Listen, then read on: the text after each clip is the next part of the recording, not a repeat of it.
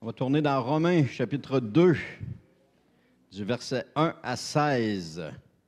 Romains, chapitre 2, des versets 1 à 16. Amen. Mais pendant que vous tournez, Seigneur éternel, je te remercie pour cet avant-midi avec toi. Je te remercie aussi pour ce message. Et je te prie, Seigneur, que tu puisses nous parler à nous personnellement, chacun de nous personnellement, et que par ton Esprit Saint, Seigneur, on puisse saisir ce que tu as pour nous. Et je te le demande vraiment au nom de Jésus, Père. Amen. Comme à l'habitude, on va descendre les versets un par un, et puis on va les lire au fur et à mesure qu'on va avancer. Alors, Romains, chapitre 2, les versets 1 à 16. Mais ce matin, c'est un message qui, selon moi, vient du cœur de Dieu. Le titre du message, c'est « Ne pas juger ». On a le jugement facile parfois quand on regarde des situations, quand on regarde des gens, des personnes, on a le jugement facile et puis on a le jugement facile. Vous savez que les temps sont courts. Hier, j'écoutais encore des choses sur cela et puis on s'aperçoit que les temps sont de plus en plus courts. Vous avez vu ce qui s'est passé cette semaine avec la déclaration de M. Donald Trump qui disait que maintenant, il reconnaissait Jérusalem comme étant la capitale d'Israël. Et vous avez vu tout ce que ça allait apporter, le brouhaha que ça a fait par la suite avec les Palestiniens. Parce qu'on sait, pour l'avoir vu il y a quelques mois, les Palestiniens occupent le côté est de la ville. Et puis, quand on était au Mont des Oliviers, justement, notre guide nous disait, regardez, il y a un mur qu'ils ont commencé à construire là, mais il dit, le mur va s'étendre ici, puis là, il montrait tout le trajet où est-ce que le mur allait être pour séparer Jérusalem-Est de Jérusalem. Puis il dit, de cette façon-là, il dit, on va empêcher d'avoir des attentats ou des choses comme ça, et puis c'est pas n'importe qui va pouvoir entrer n'importe comment, donc ça va être contrôlé. Ça, c'est ce qu'il disait à ce moment, mais on ne savait pas que Donald Trump allait faire cette annonce-là cette semaine et qu'il allait le dire officiellement. Ça fait 20 ans, à partir depuis Bill Clinton jusqu'à George W. Bush, et puis maintenant, il y a eu aussi Barack Obama. Ils se sont tous engagés à le faire, mais ils ne l'ont pas fait. Le seul qui le fait, c'est Donald Trump. Et c'est sûr que ça amène ça va amener ça fait brasser les choses. Mais ce que ça nous démontre, c'est la fin est proche. On est de plus en plus proche du retour de Jésus. Et ça, les temps de la fin, comme la parole de Dieu nous dit, c'est pas des temps faciles. Il faut s'attendre à ce que ce soit des temps difficiles, des temps qu'on va vivre nous, parce que par répercussion, on va vivre ces temps-là. Alors, il faut s'attendre à cela puis se préparer à cela. Alors, plus on va être proche de Dieu, plus on va avoir une relation avec Dieu, plus qu'on va vivre proche de lui, plus on va être en mesure de passer à travers ces temps-là. Et les moments difficiles, on a eu des prophéties tout à l'heure, des moments difficiles qu'on vit maintenant nous préparent à l'avenir. Et si on n'est pas capable de supporter une petite chose, imaginez qu'est-ce que ça va être quand ça va être des grandes choses. Ça va être extrêmement difficile et plusieurs vont abandonner la foi. Jésus va dire, lorsqu'il va revenir, est-ce qu'il va trouver foi? Est-ce qu'il va encore trouver la foi? Puis il dit, il devance son retour, parce que justement, s'il ne le devançait pas, il ne trouverait plus la foi. Il n'y en aurait plus. Alors, on a besoin de s'affermir dans la parole de Dieu. Et je veux juste ouvrir une parenthèse là-dessus. Serge est venu nous parler des cours. C'est la plus merveilleuse chose qu'on a commencé, Anne et moi, de prendre en main des nouveaux croyants, puis de commencer à les faire grandir dans la foi. On vit des choses. Serge et Anne-Marie, ainsi, je peux le dire, Daniel? Daniel et Audrey, c'est les deux couples qu'on a entrepris pour suivre ces cours-là. Et puis, non seulement ça leur apporte quelque chose, mais ils n'ont aucune idée de ce que ça nous apporte à nous, à Anne et à moi. Désolé, là, mais on est plus bénis que vous autres. Mais on reçoit tellement de vivre à nouveau ces moments quand on commençait dans notre vie chrétienne, comment on était tout en feu pour le Seigneur, comment on était bouillant, de vivre à nouveau ça. Est-ce que je peux parler de votre expérience? Audrey est arrivée chez nous cette semaine avec Daniel, parce qu'on le fait une semaine chez eux, une semaine chez nous. Ils sont arrivés chez nous, et puis Audrey avait changé sa coiffure, sa couleur de cheveux, puis elle avait des lunettes nouvelles. Elle me demande, elle dit, « Puis, comment ça va, toute de bonne humeur? » Bon, j'ai dit, disons que, pour être poli puis pas entrer dans les détails, j'ai dit, disons que ma semaine n'a pas été très, très productive. Ah, elle dit, attends de voir qu'est-ce qui nous est arrivé à nous autres. Ah oui? OK. Tout en feu, là. Moi, je me revois encore, là. Je suis au comptoir de la cuisine, là, puis là, elle est là, elle me demande ça, là. Je la regarde même pas, là, puis je dis, oh, oh, comme, hein, t'es là, là, puis tu as le fardeau sur tes épaules. Mais elle pète le feu à côté, bien, tout en cheveux. Et là, elle commence en nous disant qu'elle a été, cette semaine, baptisée du Saint-Esprit. Et elle nous raconte comment ça s'est passé. Là, moi, j'en ai des frissons, là. Je suis tout content de ça, mais après ça, on dit, oui, puis Daniel, lui, Daniel, il dit, moi aussi, je l'ai été. Écoutez, là, ils sont chez eux, dans leur maison. Et Dieu est venu chercher ce couple-là dans leur maison, alors qu'ils n'ont jamais eu de contact avec de chrétiens, n'ont jamais fréquenté d'église. Dieu s'est révélé à eux. Ils ont accepté Jésus. Daniel le premier, ensuite Audrey. Et maintenant, Audrey a dit, moi, je passe direct, je vais à lui, là. Seigneur, j'aimerais ça être rempli du Saint-Esprit. Paf, ça commence, et puis elle parle. Je suis béni, j'en reviens pas comment je suis béni.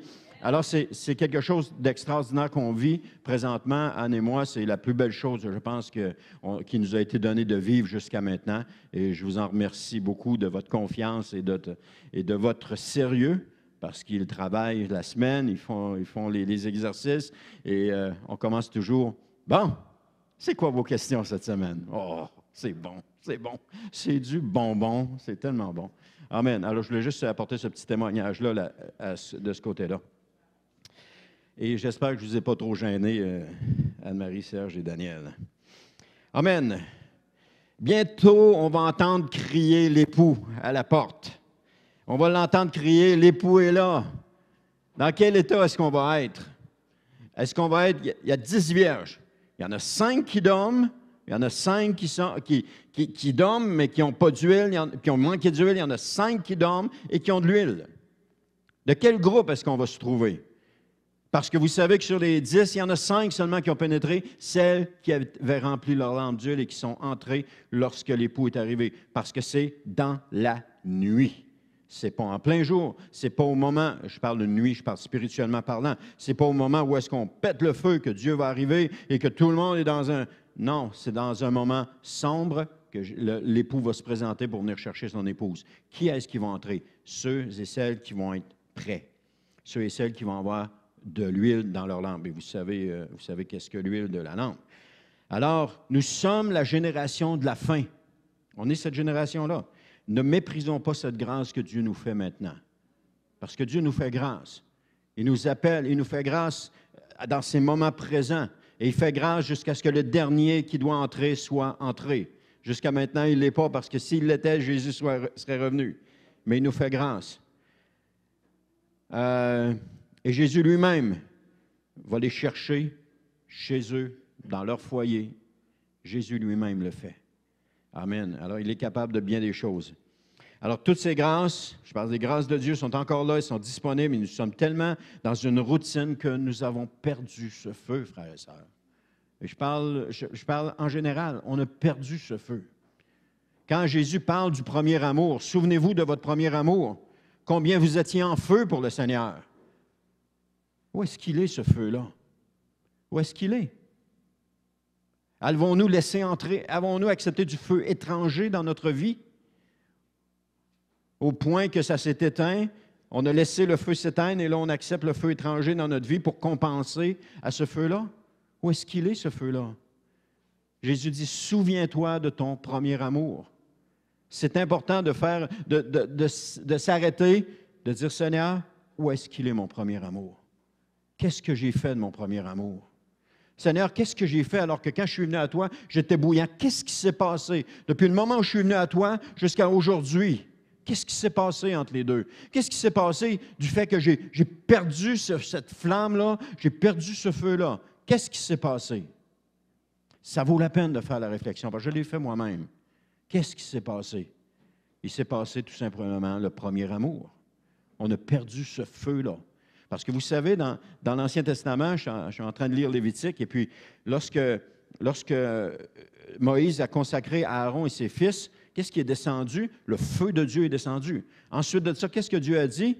Que les fils devaient entretenir ce feu-là Et les fils d'Aaron n'ont pas fait cela. Ce qu'ils ont fait, ils ont pris du feu étranger, puis ils l'ont amené parce que le feu s'était éteint, ils l'avaient laissé éteindre. Ils ont pris du feu étranger, ils l'ont emmené là, et ça leur a amené une condamnation sur eux. Ils ont péri à ce moment-là parce qu'ils avaient pris du feu étranger. Lorsqu'on est né de nouveau, qu'est-ce qui est descendu en nous? Le feu de Dieu qui nous a embrasés. Et ce feu qui nous motivait, et qui nous motivait dans le sens qu'on était constamment dans la joie, souvenez-vous-en, constamment dans la joie. On vivait, il y avait de la paix à l'intérieur de nous. Il semblait qu'il n'y avait plus de problèmes qui pouvaient nous atteindre. On était bouillants pour le Seigneur. On parlait du Seigneur à droite et à gauche. Et tout à coup, il y a du feu étranger. Ce feu-là s'est éteint. Et qu'est-ce que nous avons fait? Nous avons pris du feu étranger et nous avons recréé une pseudo-présence de Dieu dans notre vie. Et celle-ci a fait quoi? Elle nous a détruits. Comme elle a détruit les fils d'Aaron, elle nous a détruits. Allons rechercher le feu de la présence de Dieu. Ce feu-là. Je sais qu'on est occupé par les choses de la semaine, mais il y a place à laisser entrer le feu de Dieu dans notre cœur. Ce feu où est-ce qu'on est bouillant, où est-ce qu'on est en feu, où est-ce qu'on veut voir Dieu agir dans notre vie, etc., etc. Allons chercher ce feu-là. Et ce feu-là, frères et sœurs, nous concentre sur la personne du Seigneur Jésus. Elle ne nous concentre pas sur les autres. Le feu étranger nous concentre sur les autres. Où est-ce qu'on commence à les juger? On commence à les blâmer. On commence à moins les aimer. Ça, c'est le feu étranger. Mais le feu de la présence de Dieu nous concentre sur Jésus. Et si chacun de nous, on avait le feu de la présence de Dieu, où est-ce qu'on aurait les regards? Sur les autres autour de nous? Non. Tous vers le Seigneur. On aurait les regards vers lui. Amen. Gloire à Dieu. Dieu est bon. Amen. Romains 2.1. Ça vient faire un peu le lien ici. Romains 2.1 nous dit, chapitre 2, verset 1 nous dit, « Ô homme, qui que tu sois, toi qui juges, tu es donc inexcusable, car en jugeant les autres, tu te condamnes toi-même, puisque toi qui juges, tu fais les mêmes choses. » Il commence, on peut dire qu'il commence fort, il frappe fort, Paul, ici, dans son évangile, en disant, « Ô homme, qui que tu sois. » Le titre du texte dans lequel je suis, ça s'appelle « Les païens ». Mais il parle ici à tout le monde. « Ô homme, qui que tu sois. » Homme comprend aussi les femmes. Qui que vous soyez, ça s'adresse à nous. Toi qui juges. C'est cette personne-là que Dieu parle ce matin. Tu es donc inexcusable. Parce que juger les autres est un comportement inexcusable. Parce que nos yeux sont tournés sur les autres. Et je pense que quand on entend une chose comme ça, la première chose qu'on a à se dire, c'est « Est-ce que je juge les autres? » La réponse peut être oui, la réponse peut être non. La réponse c'est « Montre-le-moi, Seigneur, je ne suis pas sûr. » C'est les trois choix de réponse qu'on peut avoir. Mais si la réponse est oui, en jugeant les autres, on se condamne soi-même. Et Paul va dire parce que nous faisons les mêmes choses. Les mêmes choses, c'était quoi? C'était ce qui était décrit dans Romains chapitre 1, les versets 29 à 31, qu'on a lu la semaine dernière, qui dit « Étant rempli de toute espèce d'injustice, de méchanceté, de cupidité, de malice, d'envie, de meurtre, de querelle, de ruse, de malignité, rapporteur, médisant, impie, arrogant, hautain, fanfaron, etc., etc. » Il continue en disant ça. Il dit « Tu fais les mêmes choses. » On n'est pas à l'abri, frères et sœurs. On a l'impression qu'on est à l'abri, mais on ne l'est pas.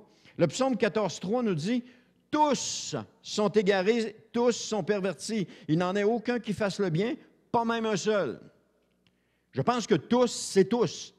Il n'y a pas de tous qui fait des exceptions. Quand on dit « tous marchaient ensemble », il n'y en a pas 3-4 qui étaient restés assis. Tous marchaient ensemble. Quand on dit « tous », c'est tous. Et il va dire dans Luc 6.37, « Ne jugez point et vous ne serez point jugés. Ne condamnez point, vous ne serez point condamnés. Absolvez et vous serez absous, ou bien pardonnez, vous serez pardonnés. » On va se servir, Dieu va se servir Lorsque nous jugeons les autres, si je juge quelqu'un par rapport à son comportement, je dis, bien, il est comme ci, comme ça, il est ceci, il est cela, etc., etc., je pose un jugement par rapport à son comportement. Eh bien, je vais être jugé par Dieu avec la même mesure que je vais m'être servi pour juger les autres. Il va se servir de la même mesure. Autrement dit, il va se servir de ma médecine pour me soigner, si on peut le dire de même. Il va se servir de la même chose. Et ça va faire mal. « Oh non, Seigneur, aïe, t'es dur avec moi. » Oui, mais je me sers juste de la même chose que tu t'es servi avec tes frères et tes sœurs. Et des fois, on n'a pas conscience de cela.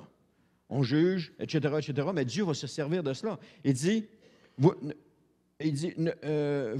non, c'est pas là qu'il dit. Ah, c'est pas là, c'est dans Matthieu 7, il dit, car on vous jugera du jugement dont vous jugez, et l'on vous mesurera avec la mesure dont vous aurez mesuré. Aïe, aïe. Alors, qu'est-ce qu'on doit faire dans ce cas-là?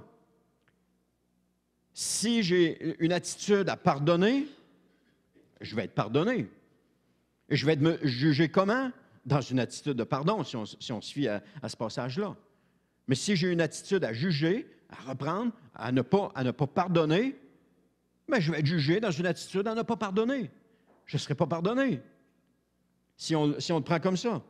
On doit, frères et sœurs, la Bible dit, c'est dans Matthieu, ça dit, si quelqu'un veut prendre ta tunique, ta chemise, non seulement donne-lui ta chemise, mais donne-lui aussi ton manteau. Ta tunique, donne-lui ton manteau. Si quelqu'un te force à faire un mille avec lui, fais-en deux. Pardonnez, soyez indulgents. C'est ça, la vie chrétienne. Ouais, mais tu ne sais pas ce qu'ils m'ont fait. Non, mais vous ne savez pas ce qu'on m'a fait. Mais pardonnons. On doit pardonner. Qu'importe ce qui a été fait. L'attitude chrétienne, c'est le pardon. Parce que Dieu est là et il s'occupe de nous. Dans le monde, ils doivent se faire justice parce qu'il n'y a personne qui va s'occuper d'eux. Il n'y a personne qui va s'occuper d'eux. Personne. Ils doivent se faire justice eux-mêmes. Ils doivent, on le voyait dans Corinthiens, Paul en parle, il dit, traînait les frères et les sœurs en cours. Et puis là, Paul était scandalisé de cela. Parce qu'ils amenaient le problème d'Église, le problème chrétien entre frères, ils amenaient ça devant un juge pour qu'un juge tranche. Un juge qui n'a aucun rapport avec les frères et les sœurs. Et là, le Paul était scandalisé de cela. Il dit, réglez vos problèmes à l'intérieur. Et c'est ça qu'on doit faire. Mais on doit pardonner aussi. Ça fait partie de notre démarche chrétienne. Romains 2,2 nous dit, « Nous savons en effet que le jugement de Dieu contre ceux qui commettent de telles choses est selon la vérité. » Donc, la vérité, c'est la parole de Dieu. Alors, Dieu va se servir de la parole de Dieu pour nous juger. Vous savez, frères et sœurs, notre ministère à nous, comme chrétiens, n'est pas un ministère de jugement. Ce n'est pas à nous à juger, c'est Dieu qui va juger. Notre ministère est un ministère de réconciliation. Nous avons le ministère de réconcilier les autres avec Dieu. C'est ça notre ministère.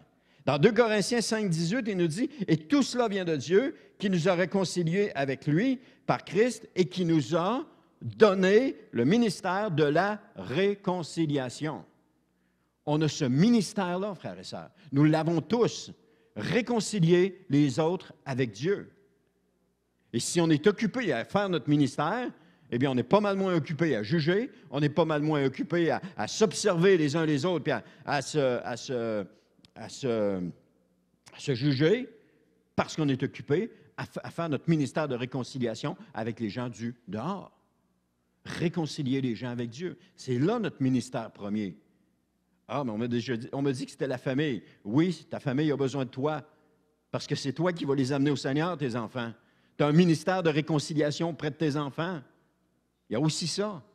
On a ce ministère de réconciliation-là, à tous les niveaux. Romains 2,3 nous dit, « Et penses-tu aux hommes qui jugent ceux qui commettent de telles choses et qui les fait, que tu échapperas au jugement de Dieu? » Paul est clair ici, là. Des fois, on lit ça, Romains, puis on passe vite là-dessus, blablabla, ça ne nous touche pas, puis on continue à lire. Mais Paul est clair là-dessus. Dieu est Dieu seul et juge. Alors, je n'ai pas à juger les autres. Il sonde et il connaît les cœurs. Il peut juger parfaitement, parce que Dieu connaît tout. Il voit ce qu'il y a dans le cœur. Non seulement il connaît les actions qui sont faites, ce que moi je peux voir, mais lui, il connaît les motivations qui sont dans le cœur, les motivations qui ont amené ces comportements-là. Et lui, il les connaît. Et lui, il va nous juger par rapport à cela. Et j'ai besoin d'être droit devant Dieu. J'ai besoin de me tenir droit. Parce que ce que je dis n'a pas d'importance. C'est ma conduite qui a de l'importance. C'est ma conduite. J'ai écrit, je ne sais pas si vous l'avez lu, le petit encart qui parle de changer ma conduite, que vous avez dans le bulletin. Mais c'est ma conduite. Ma conduite démontre mon engagement ou démontre le sérieux de mon engagement. Si ma conduite est frivole, ça démontre que j'ai un engagement frivole. Tout simplement. Si ma conduite est empreinte de sainteté, mais ça démontre que dans mon engagement, j'ai pris mon engagement au sérieux avec Dieu. C'est ça que ça démontre. Ma conduite démontre mon engagement.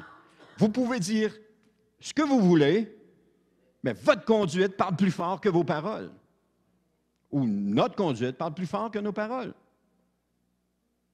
Alors, si on regarde quelqu'un aller, on est capable d'avoir une bonne idée de son engagement avec Dieu. C'est dans sa conduite qu'on le voit. Tout simplement.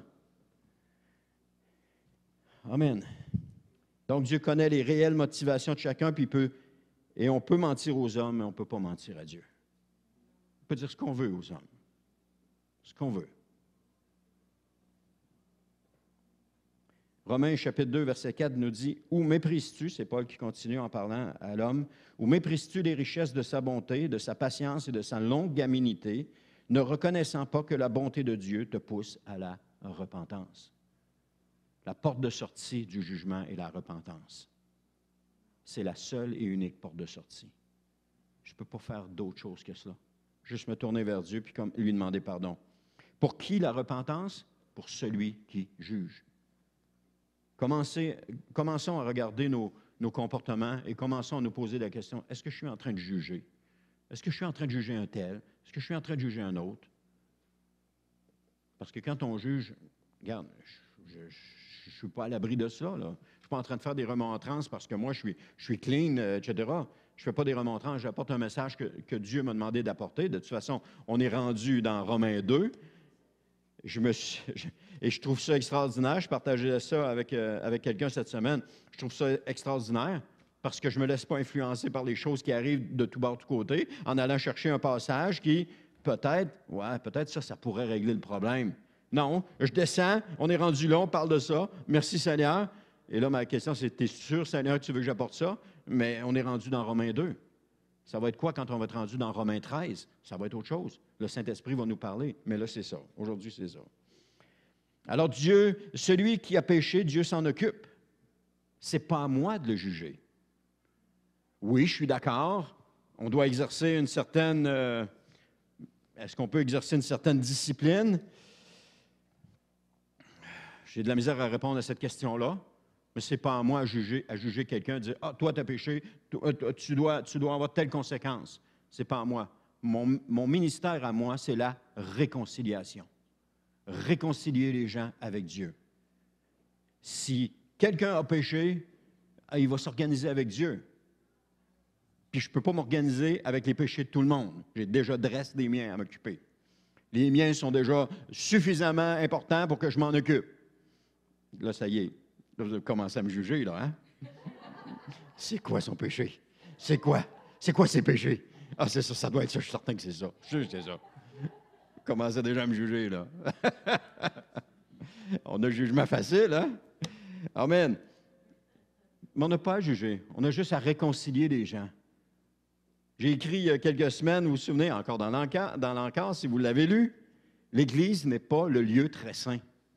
L'Église n'est pas le lieu où est-ce que seulement les saints se rencontrent et se serrent dans le bras et s'il entre quelqu'un qui a un péché, « Oh non, on ne veut pas te voir, hey, pasteur, mets-les dehors, on le chasse. » Non. L'Église n'est pas le lieu très saint. L'Église est le lieu où est-ce que Jésus se tient et où est-ce que Jésus se tenait? dans les festins, avec les pécheurs. Tu es en train de dire qu'on est pécheurs? Oui, on est pécheurs. On est sauvés par grâce et pardonnés, mais on est pécheurs. Et Jésus se tient autant avec nous. Et c'est dans ce lieu-ci qu'il se tient. Donc, si on juge quelqu'un parce qu'il a péché, bien, désolé, mais on porte un jugement, on est donc inexcusable, comme la Bible dit. Donc, on doit, amen, on doit, c'est ça. Romains, alors pour qui la repentance? Hein? Romains chapitre 2, 5 à 8, ça va bien, hein? On descend bien. 2, 5 à 8 nous dit, « Mais par ton endurcissement et par ton cœur impénitent, tu t'amasses un trésor de colère pour le jour de la colère et de la manifestation du juste jugement de Dieu, qui rendra à chacun selon ses œuvres. » Le verset 7, « Réservant la vie éternelle à ceux qui, par la persévérance à bien faire, cherchent l'honneur, la gloire et l'immortalité. » Verset 8, « Mais l'irritation et la colère à ceux qui, par esprit de dispute, sont rebelles à la vérité et obéissent à l'injustice. » J'ai tout mis ça ensemble, les versets 5 à 8, parce qu'ils ne sont que d'une seule phrase. On ne peut pas les détacher puis prendre juste une partie qui nous intéresse. Ils sont tous d'une même phrase. Tu commences avec le « mais » et termines à « injustice » avec une seule phrase, avec bien entendu des points-virgules à l'intérieur. Dieu, ici, est en train de placer les bases. Ça dit, toi qui juges, Dieu s'adresse au pécheur, mais à celui qui juge. Principalement, il s'adresse à celui qui juge. Parce que ce qu'il faut savoir, c'est que l'Épître aux Romains a été écrit à une Église, donc à des chrétiens qui fréquentaient une Église et qui étaient là. Les Romains, c'était une Église qui était à Rome. Donc, l'Épître de l'apôtre Paul s'adresse à une Église, à des chrétiens. Et puis là, il s'adresse à eux en disant, toi qui juges, certainement, il n'est jamais allé à Rome. Il a écrit cette lettre en prévision d'y aller pour se préparer. Mais il ne sait pas qui juge là-bas. Mais une chose est sûre, le Saint-Esprit le savait, parce que le Saint-Esprit lui a parlé pour lui montrer qu'il y avait quelqu'un, il y avait des jugements qui se portaient les uns sur les autres. Et Paul écrit sa lettre là-bas sans y avoir été. Je ne sais pas comment ils ont reçu cette lettre-là, mais la façon de recevoir une réprimande de la part de Dieu, c'est de demander pardon. C'est de se mettre à genoux puis de demander pardon. C'est de demander pardon puis ou bien de regarder et de dire, Seigneur, est-ce que ça s'adresse à moi ce matin, ce que tu as dit, est-ce que ça s'adresse à moi? Ça peut arriver qu'on ne sache pas. Ça peut arriver. Je ne veux pas juger personne ici, mais ça peut arriver. Il dit, par ton endurcissement et ton cœur impénitent. À qui est-ce qu'il parle? Encore une fois, à celui qui juge. Parce que celui qui juge semblait ne pas s'en être repenti, s'être endurci puis avoir un cœur impénitent. Il dit, par mes jugements, non, c'est moi qui dis ça, par mes jugements, je m'amasse un trésor de colère que Dieu va rendre à chacun selon ses œuvres. Dieu va les rendre à chacun. Alors, des fois, on s'imagine qu'on est à l'abri parce qu'on est né de nouveau, qu'on est chrétien, et puis on s'en va au ciel, on est sur la route du ciel, puis qu'on est à l'abri de toutes choses. Malheureusement, on n'est pas à l'abri de toutes choses. On a besoin de garder une conduite honorable, sainte. On a besoin d'être trouvé pur devant le Seigneur. La parole de Dieu nous dit, « Vous serez saints car je suis saint ». Ça ne veut pas dire que Dieu va nous rendre saints comme ça. Ça veut dire que tu vas être saint parce que je suis saint. Tu vas me respecter autant dans ta conduite parce que je suis saint. Alors, vous serez saints parce que je suis saint, dit le Seigneur. Alors, on a à garder une conduite qui est honorable. Il y a des gens dans le monde qui se conduisent mieux que certains chrétiens. Il y a des gens dans le monde qui ne sacrent pas, qui ne fument pas, qui ne boivent pas, qui sont aimables, qui tiennent la porte aux gens quand ils arrivent au centre d'achat. Il y en a. Je me fais tenir la porte régulièrement, il y en a. Il y en a aussi qui font attention, qui sont fidèles à leur épouse, qui élèvent bien leurs enfants.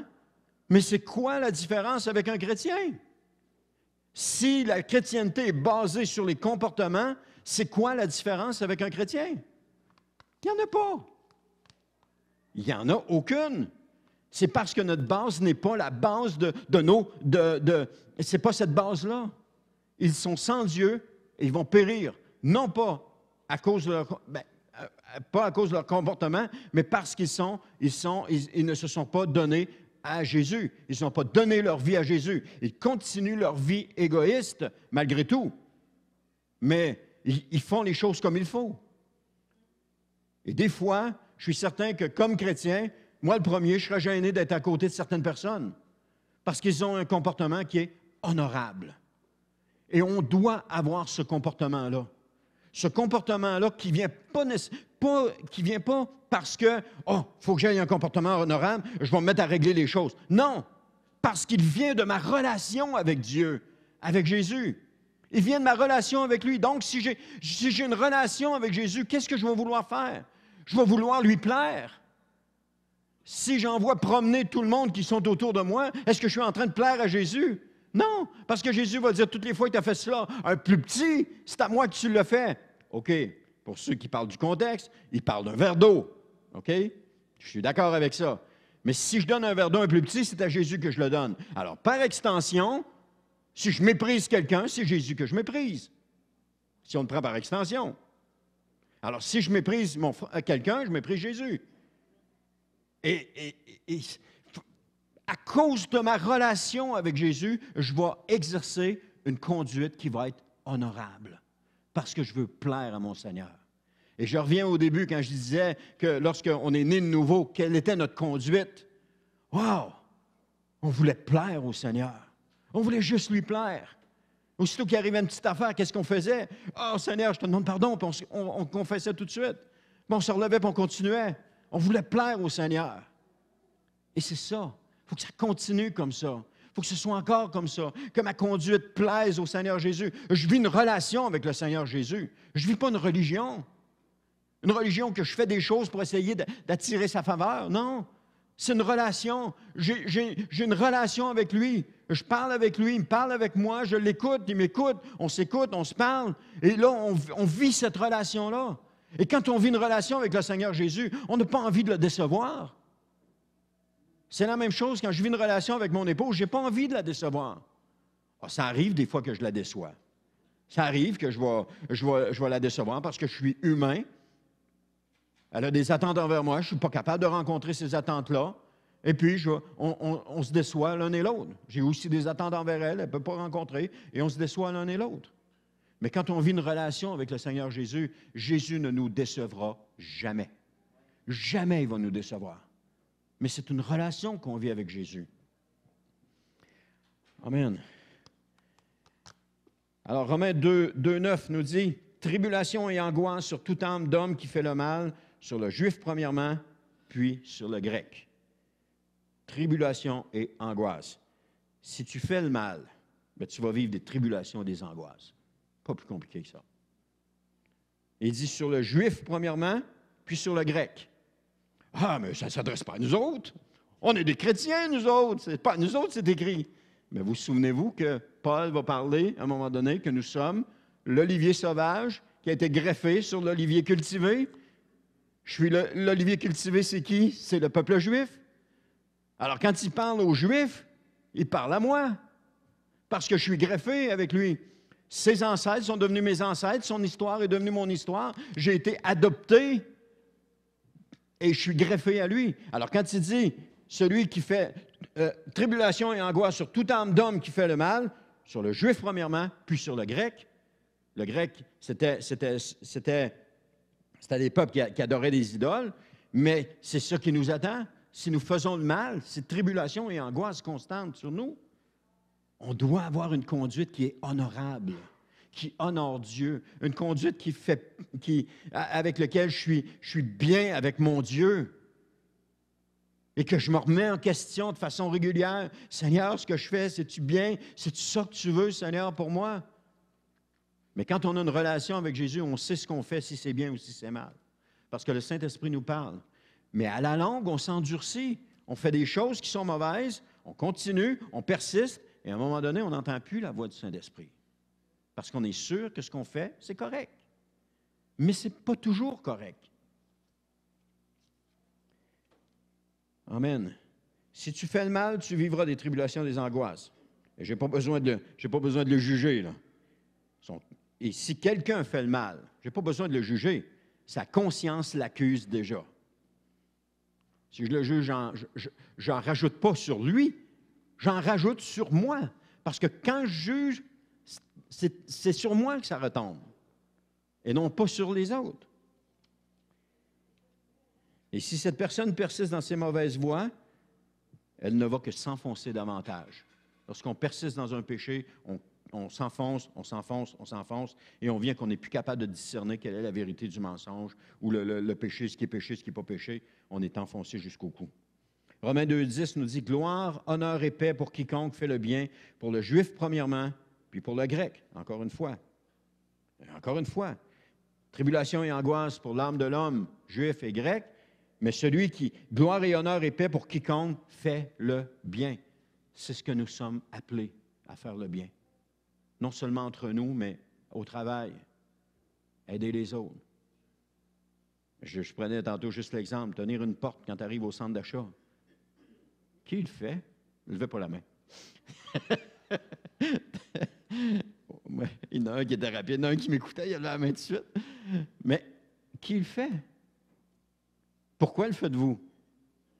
Pour avoir un merci? Non, il y en a qui, tu le tiens à la porte, puis il passe, tu ne regardes même pas. Amen! Je l'ai fait parce que j'aime ça le faire. J'avais un rêve cette semaine, et puis quand je me suis réveillé, il y avait tout le temps la même question qui résonnait dans mon esprit. Pourquoi tu le fais? Pourquoi tu le fais? Pourquoi tu le fais?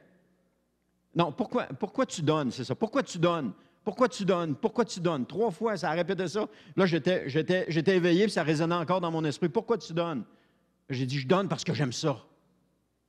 Ça s'est tu. La voix s'est tu. Je donne parce que j'aime ça. Alors, quand je tiens une porte, c'est parce que j'aime ça. Quand je fais quelque chose qui ça concerne un don de soi ou quelque chose, c'est parce que j'aime ça. Je ne le fais pas par obligation, je le fais parce que j'aime ça. Je ne le fais pas pour un remerciement, je le fais parce que j'aime ça. On est capable de faire ça. On est tous capables de faire ça. De le faire naturellement. Mais il faut qu'il y ait une différence entre le chrétien et le non-croyant. Il doit y avoir une différence. Je regarde Carmen, puis quand à son lieu de travail, il y a une différence entre elle et les autres. Même si les autres font des bons comportements, il y a une différence entre elle et les autres. Pourquoi? Parce qu'elle n'arrête pas de parler de Dieu dans son lieu de travail. Puis ils lui interdisent de parler de Dieu. Alors, on voit une différence. On est capable de voir la différence entre chacun de nous. Si on a juste un bon comportement, on est comme n'importe qui d'autre. On a juste un bon comportement. Mais si on parle de Jésus, là on est différent. Amen. Romains 2,11. Car devant Dieu, il n'y a point d'acception de personne. Et ce passage va avec le suivant, pour ceux qui lisent avec moi, qui dit « Tous ceux qui ont péché sans la loi périront aussi sans la loi, et tous ceux qui ont péché avec la loi seront jugés par la loi. » Donc, ça va ensemble. Donc, tous ceux qui ont péché sans la loi, les gens de ce monde aujourd'hui qui ne connaissent pas Dieu, vont périr sans la loi. Mais ceux qui ont péché avec la loi vont être jugés par la loi. On ne peut pas se mettre sous un parapluie ou la tête dans le sable en pensant que tout est correct. Vous vous souvenez, je vous ai déjà dit, si tu as la tête dans le sable, tu as les fesses dehors. Tu risques de te faire botter le derrière. Alors, il ne faut pas se mettre la tête dans le sable. Jamais. Il faut toujours rester la tête en dehors. Luc 12, 47 nous dit « Le serviteur qui, ayant connu la volonté de son maître, n'a rien préparé et n'a pas agi selon sa volonté, sera battu d'un grand nombre de coups. » Il dit « ce serviteur ». Il ne parle pas de n'importe qui, là. Il parle de ceux qui sont dans l'Église. C'est pour ça l'importance d'avoir une relation avec le Seigneur Jésus. Parce que dans la relation, Jésus peut nous parler. Il peut nous parler. Les dernières semaines, ce que j'ai lu, tout ce que je lisais, tout ce que je regardais, tout ce que je touchais, ça me disait, prends un temps à part avec moi. Toutes mes lectures, que ce soit dans la parole, que ce soit dans un livre que je lisais, un livre chrétien, ou même des fois j'ai écouté quelques vidéos sur YouTube, ça disait, tout ça, les 2 dernières semaines, ça a tout le temps été le même message. Prends un temps à part avec moi. Ça, frères et sœurs, je vais vous donner un indice, c'est le Saint-Esprit qui est en train de vous parler. Si vous avez quelque chose du genre, où vous êtes en train de faire quelque chose et que tout à coup, il y a une suite qui arrive dans un temps, dans un moment précis, où tout ce que vous lisez, touchez ou regardez, vous dit la même chose, c'est un message du Saint-Esprit qui est en train de vous dire, ça, je veux que tu le fasses maintenant. Ah, j'entends pas la voix de Dieu. Vous allez l'entendre maintenant. Là, on entend la voix de Dieu et là, on le fait. Ça peut être sur n'importe quoi. J'ai vécu ça toute ma vie chrétienne et c'est sur n'importe quoi. Parle de moi. Je me souviens, c'était comme ça. Parle, témoigne. Ou encourage. Ou console. Ou il y avait toutes sortes de choses comme ça. Va au collège biblique. Je l'ai entendu, ça aussi. Je l'ai entendu, puis pour plusieurs années. Ouais, il n'est pas obéissant, ben. Jugez-moi pas. Mais vous avez raison. Ça m'a pris des années avant de comprendre, avant d'accepter ce que Dieu est en train de me dire. Mais ça vient avec la relation. Quand on a la relation avec Jésus, on marche dans la relation. C'est la même chose dans notre famille, dans le couple. Si je parle jamais à Anne, premièrement, si j'y parlais jamais, on ne serait plus ensemble parce qu'on n'aurait pas de relation. Qu'est-ce qui fait qu'on a une relation ensemble? C'est qu'on se parle. Puis qu'on est réceptif l'un envers l'autre. Si j'arrivais puis à côté d'elle, puis je lui déblatérais toute ma journée, puis après ça, je mangeais, puis je m'en allais, elle disait, voyons, coudonc, qu'est-ce qu'il est venu faire? Des fois, c'est ça qu'on fait avec Jésus. On lui déblatère toutes les choses, mais on ne prend pas le temps de l'écouter. On ne prend pas le temps d'être avec lui. Et il nous demande ça. Il veut qu'on ait une relation avec lui. Il veut qu'on soit en relation avec lui. Parce que quand on est en relation, il peut nous parler. Il peut nous parler. Puis de l'écouter, de prendre le temps de l'écouter. Il y avait mettre un temps à part avec lui, mais il y avait un temps, écoute-moi. Et j'ai raconté ça à des personnes, comment est-ce que c'était d'écouter Dieu. Et c'était quelqu'un qui me conseillait peut-être de faire quelque chose de même, et je l'ai essayé, c'était vraiment bon, je peux vous le partager. Ça dit, ferme tes yeux, puis imagine-toi à quelque part. Puis après ça, va à la rencontre de Jésus dans ce lieu-là, à quelque part. Et ce que j'ai fait, quand j'ai fermé mes yeux, j'ai dit, OK, j'entre dans un palais, et là, j'ai commencé à voir les murs dans mon esprit. J'ai commencé à voir les murs du palais, j'ai commencé à voir les portes, j'ai commencé à voir la salle, j'ai commencé à entendre, quand je marchais, le bruit de mes pas qui résonnait avec de l'écho, mais aussi j'entendais une musique qui était douce, une musique de fond. OK? Ça se passe tout en dedans, là. On imagine, là. Parlant d'imagination, la génération Passe-Partout a été brimée de la génération des émissions de Radio-Canada auparavant, de ma génération, par exemple. Parce que la génération Passe-Partout, c'était « apprends ceci, apprends cela, apprends ceci, apprends cela ». Tandis que nous autres, de ma génération, c'était « imagine ». On nous faisait entrer dans l'imaginaire, dans l'imagination. Et ça a développé le côté imaginaire, de se mettre à réfléchir, à penser. Écoute, ça, les gobelets, ils faisaient des affaires là, qui n'avaient pas de bon sens, mais on imaginait cela. J'ai même vu mon frère penser voler, monter dans un arbre avec des feuilles ici. Peut-être qu'il y en a qui ont fait ça. Il était sûr qu'il volait. Puis quand il a sauté en bas de la branche, il s'est écrasé à terre tout de suite. Hein? Il a appris la différence entre l'imaginaire et le réel. Mais juste pour vous dire, je ne sais pas, où c'est que je suis rendu là? Là, je me suis perdu. Ah, c'est ça. J'étais rendu dans le palais, et puis là, j'ai commencé à entendre et à écouter. Puis à un moment donné, il y a comme une porte qui s'est ouverte, puis il a dit, viens, le Seigneur veut te rencontrer. Là, je suis toujours les yeux fermés, là, toujours dans ma tête. Là. Et là, je suis allé, le Seigneur était sur un divan, il dit, assieds-toi à côté de moi. Et là, je me suis assis à côté de lui, et puis je n'ai pas parlé. J'ai juste regardé, écouté. Là, il a commencé à parler, j'ai commencé à écrire, puis à un moment donné, il disait, arrête d'écrire, fais juste m'écouter. Ah, amen, OK. C'était dur de ne pas parler. Mais ça a été un moment avec le Seigneur qui était extraordinaire. Je ne l'ai pas fait à tous les jours, malheureusement. J'aurais dû le faire tous les jours, mais je ne l'ai pas fait. Mais cette fois-là, ça a été un moment extraordinaire avec le Seigneur. Il y a des gens qui, eux, se sont placés dans une pièce avec 2 chaises. Il y avait une chaise vide, vous avez peut-être vu l'illustration déjà, et la personne prenait une chaise, et puis en face de lui ou à côté de lui, il y avait une autre chaise, elle était vide, puis il disait, ça, c'est la chaise de Jésus. Et c'est ici qu'on vient ensemble pour jaser, pour parler, pour discuter, pour avoir une relation. Et cet homme-là avait grandi dans cette façon de faire-là, d'avoir une chaise à part pour entendre le Seigneur Jésus. Il y a toutes sortes de façons de faire. Moi, je vous en ai décrit 1, 2, mais il y a toutes sortes de façons de faire. Et chacun de nous, on a notre façon pour aller dans la présence de Dieu, d'entrer dans sa présence, et puis juste de l'écouter, juste d'avoir une oreille attentive à ce qu'il dit. On a tous une façon différente. Amen. Je vais terminer avec ceci, et puis j'aimerais inviter les musiciens pour qu'on puisse terminer avec un chant. Romains 2,16 nous dit, J'ai sauté quelques-uns, mais ce n'est pas grave. Romains 2,16 nous dit, « C'est ce qui paraîtra au jour où, selon mon évangile, Dieu jugera par Jésus-Christ les actions secrètes des hommes. » Donc, toutes les actions secrètes que nous commettons, que nous faisons, vont être jugées par Dieu. Alors, il n'y a rien qui est à découvert. J'ai eu un rêve où, je n'aimerais pas c'est qui pour mettre personne mal à l'aise, mais il y avait un couple, et dans le couple, je voyais quelqu'un qui était nu, et puis l'autre était là, puis ça le dérangeait pas. Et là, je me suis réveillé avec ça, puis j'ai dit, voyons, qu'est-ce que ça veut dire? Donc, elle dit, oh, non, tu n'aurais pas dû rêver ça, c'est pas bon. Non, qu'est-ce que ça voulait dire? Ça voulait dire que cette personne-là qui s'adressait à moi de façon ouverte, franche. Elle n'avait pas rien, elle ne cachait rien. Et la preuve, l'autre personne qui était conjoint ou conjointe, je ne veux pas identifier personne, conjoint ou conjointe à côté, n'était pas offusqué de ça, rien. Ça me démontrait juste que la personne était en train de s'adresser à moi d'une façon ouverte, sans cachette, sans rien. C'était juste comme ça qu'elle s'adressait à moi. Et ça m'a... Je m'écarte puis je me perds. Ah, c'est ça. Ça m'a démontré qu'elle avait, dans sa relation avec moi, il n'y avait pas de cachette, il n'y avait pas de secret, il n'y avait pas rien. C'était une relation qui était franche et honnête. Et ça a réjoui mon cœur.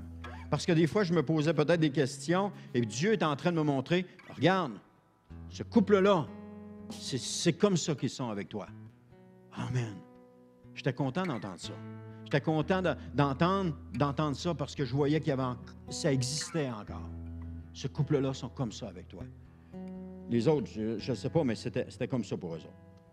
Mais bref, Dieu va juger toutes les actions secrètes qui vont être mises à découvert et rien ne sera laissé caché. Et on va passer en jugement. Pensons pas qu'on est à l'abri, qu'on est sous un parapluie, puis qu'on va passer à travers les mailles du filet. On va tous passer en jugement et on va tous être seuls devant Dieu.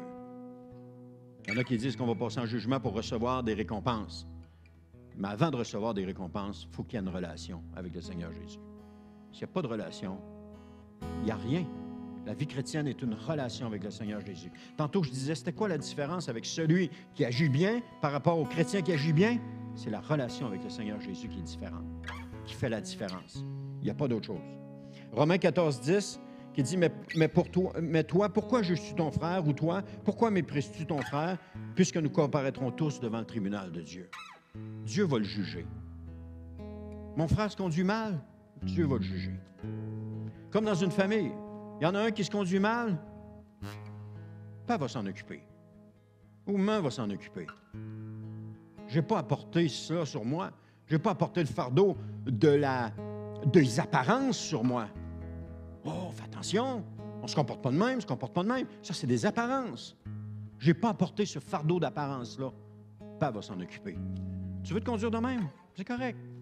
Mais regarde le mal que tu fais autour de toi. Regarde le tort que tu fais autour de toi. Continue comme ça, il n'y a pas de problème. Moi, ça ne me dérange pas.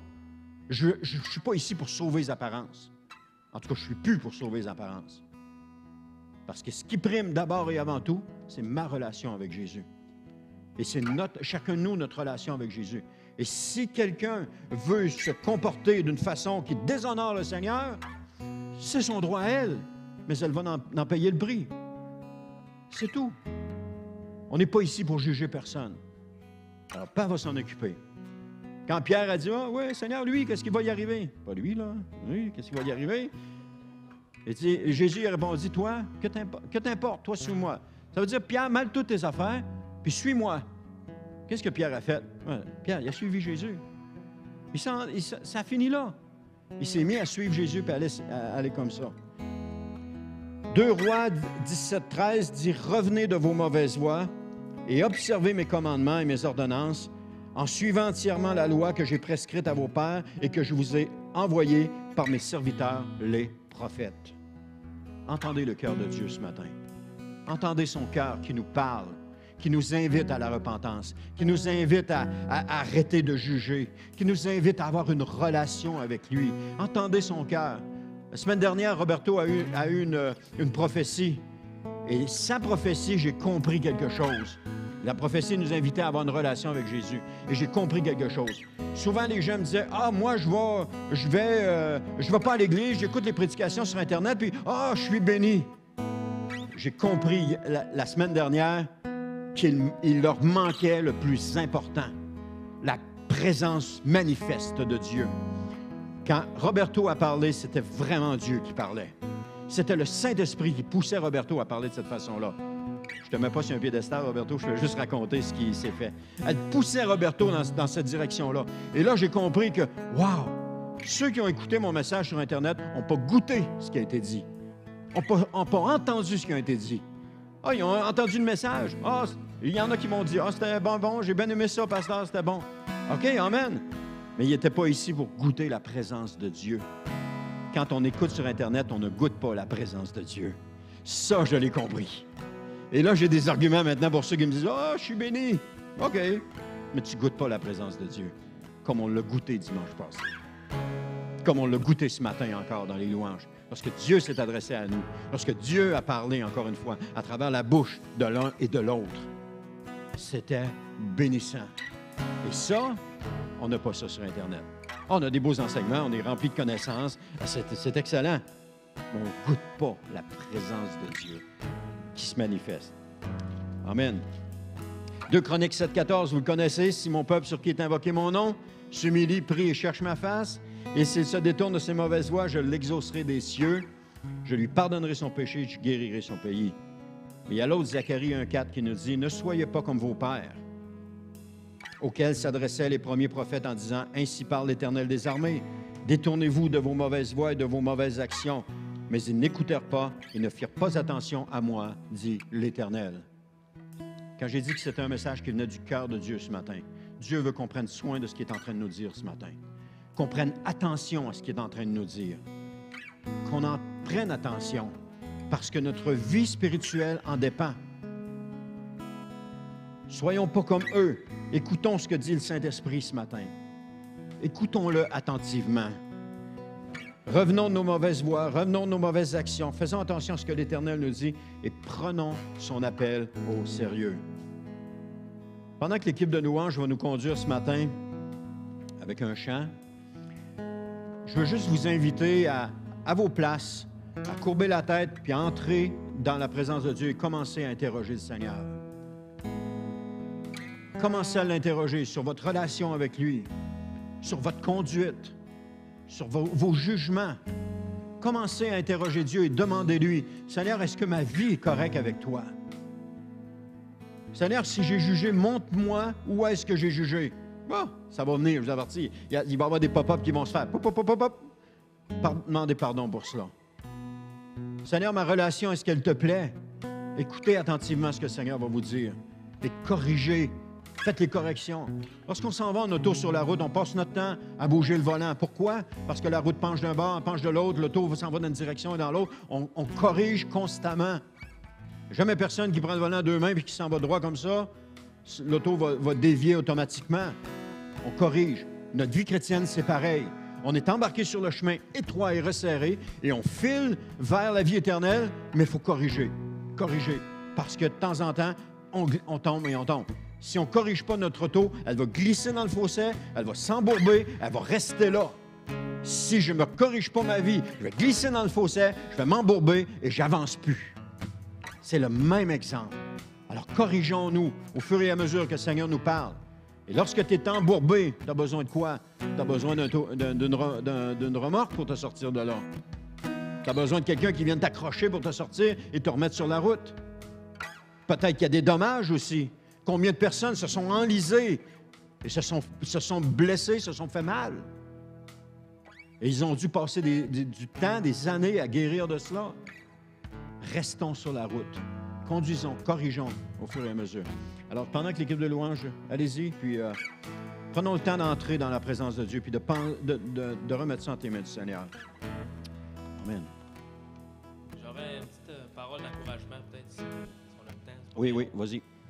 On va chanter le chant « J'ai tant besoin de toi ». Puis, il y a environ peut-être 2 semaines de cela, je réfléchissais à certaines choses. Tu sais, on parlait de péché tantôt dans nos vies, puis on a toutes des luttes, on a toutes des trucs avec on est pogné avec. Puis je demandais à Dieu, je dis, pourquoi quand je fais telle chose, je te demande pardon à toi, mais tant que j'ai pas demandé pardon à la personne à qui ça l'a offensé, je sens pas le fardeau qui s'en va. Pourtant, c'est toi qui me pardonnes, c'est toi qui me libère de tous les péchés, mais je veux dire, tant que j'ai pas demandé pardon à la personne, je sens encore ce fardeau-là. J'ai essayé d'écouter, j'ai quand même de la misère à entendre la voix de Dieu, si je peux dire. Et puis, j'ai entendu Dieu juste simplement me dire, ben c'est parce que je te le demande. C'est parce que je te le demande. Ça, pardonner à la personne. C'est pour ça que tu sens encore le fardeau. Amen. Si même moi je te pardonne. Et puis, suite à ça, je me suis comme endormi peut-être 15, 20, 30 minutes. J'étais comme fatigué. Puis pendant que je m'endormais, j'ai eu comme un genre de rêve, vision, si je peux dire. Et puis, c'était par rapport à une lutte que j'avais. Puis, je voyais que j'essayais par mes propres forces. Je voyais que je me bâtissais une tour, OK, là? Mais toute croche, là. Vraiment, là, à faire tout le travail, là, par mes propres forces, là. Puis là, j'essayais, là, par mes propres moyens, là, de réussir, là. Puis là, je retombais, puis là, pouf! Toute la tour a tombé. Je disais, voyons, là, je recommence. Je demande pardon à Dieu, là. Je demande pardon à la personne que je blessais. Puis là, ainsi de suite. Puis là, je réessayais de me rebâtir une tour encore, tout croche. Puis ça tombait toujours. Puis ce que j'ai compris là-dedans, si ça peut m'encourager certains, c'est que par nos propres forces, ça marche pas. J'ai pas trouvé encore exactement la solution, parce qu'on essaie toujours, un peu par nos moyens, on a des trucs, mais je sais que c'est pas nos propres forces, c'est Dieu puis Dieu seul. Puis on a tant besoin de lui, c'est ça qu'on va chanter. Puis je pense vraiment que c'est juste en lui qu'on peut avoir la victoire, simplement. Amen. Puis c'est vraiment juste ça. C'est ça que j'avais appris. Amen. Merci. Amen.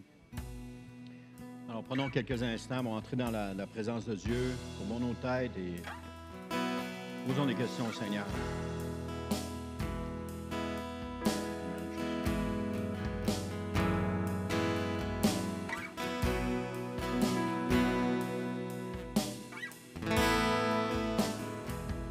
J'ai tant besoin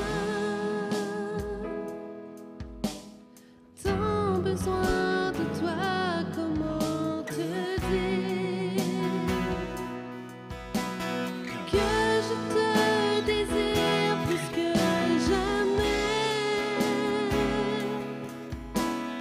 J'ai besoin de toi, j'ai tant besoin de toi, Seigneur. J'ai tant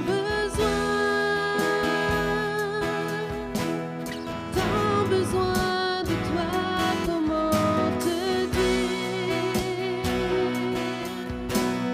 que je te désire plus que jamais. J'ai besoin de toi, j'ai tant besoin de toi, Seigneur. Plus que souffle de vie, bien plus que tous mes chants, plus que mon cœur qui bat, plus que toute chose, je veux demeurer en toi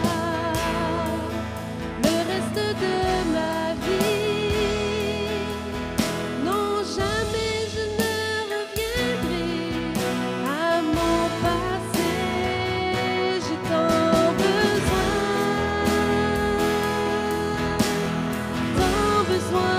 de toi, comment te dire que je te désire plus que jamais. J'ai besoin de toi, j'ai tant besoin de toi, Seigneur. J'ai tant